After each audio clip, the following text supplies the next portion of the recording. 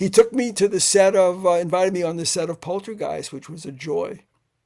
And the set of Poltergeist was, So what the fans continue to debate: did Tobe Hooper direct that movie or did Spielberg direct that movie? What did you see? okay, what I saw is a couple of things.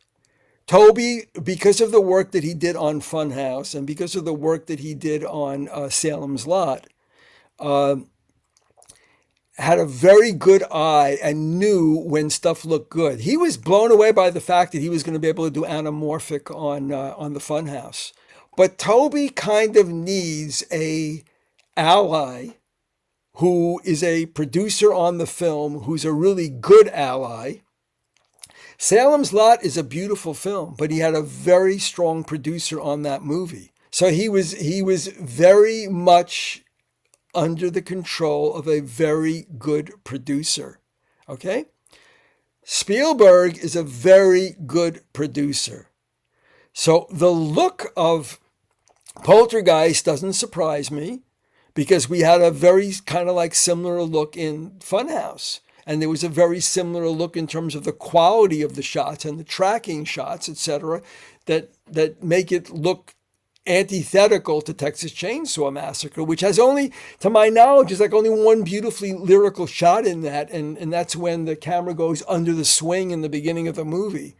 But in terms of story and getting shots, I mean, I've heard that Spielberg was a very powerful producer. By the way, there are Hollywood movies where you've got really strong producers who have really good directors, and the producer is he's not an executive producer. He's actually doing his thing.